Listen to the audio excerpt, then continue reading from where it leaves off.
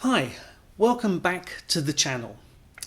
We've spent a bit of time deviating away from technology due to so many people, especially followers, that were asking for help in translating Geraldine Clarkson's Farm. So it's kind of time to get this train back on the correct track. By now, you've probably used AI, whether it's customer service, chatbot, Bing AI, or the ChatGPT interface. Under the hood, all these package up the user input and pass it into the AI model using messages that are sent to the underlying API.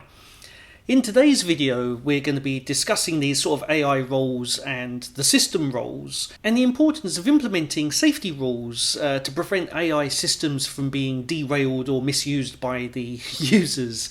So let's dive right in. So first, let's define what AI user roles and system roles are. User roles outline the permissions and the actions that a user can perform within an application, whilst the system roles define the responsibilities and the permissions assigned to the AI system itself. By clearly specifying these roles, we can create a safer and more efficient environment for both the AI and the end users.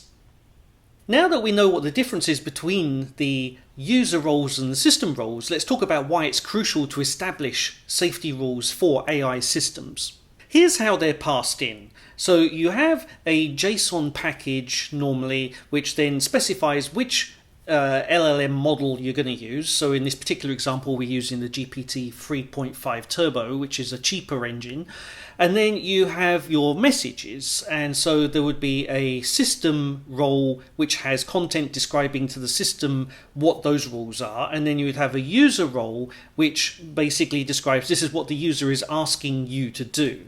So the system rules should explain to the AI what the role is that it's performing and the context of how to do it, along with the safety and the output, how to output the final result, as well as how to interpret the input. Safety rules are the guidelines and restrictions set in place to prevent AI systems from causing harm, whether it's through unintended actions or misuse by hackers, other users, bad actors. So these rules help maintain the integrity of the AI system, and they protect sensitive information and ensure that the AI operates within its intended boundaries.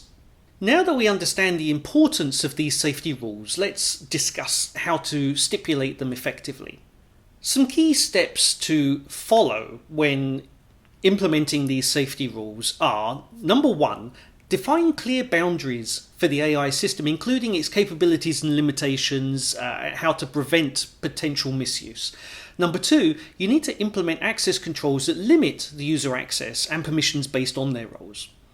Number three, we need to regularly monitor and audit the AI systems to make sure that the activities they're performing ensure compliance with the safety rules.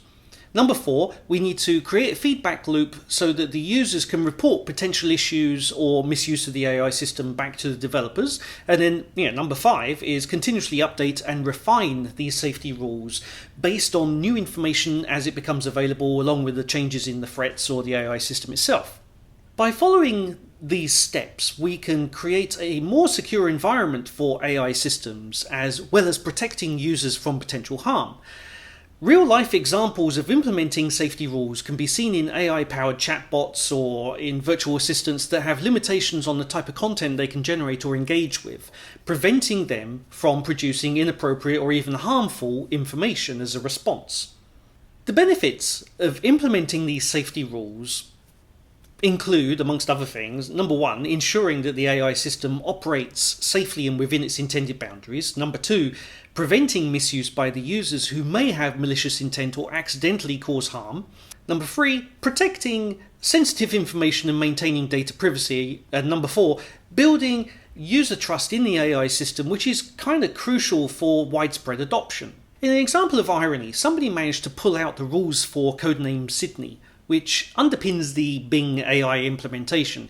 And you can clearly see in these rules what they were allowing, such as, Sydney can generate poems, stories, code, essays, songs, celebrity parodies, and more.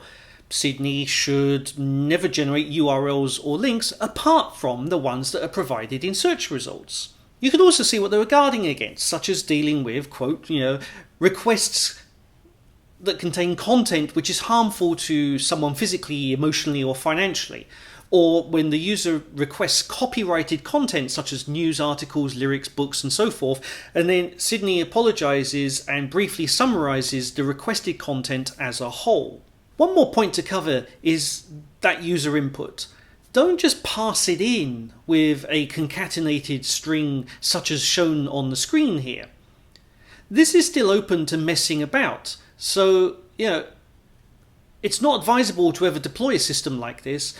And instead of that, you need to provide clear instructions. If you say something like, you are about to be given input by the user as delimited by triple backticks, when you see this input, perform an analysis to find the country this surname is most frequently found in.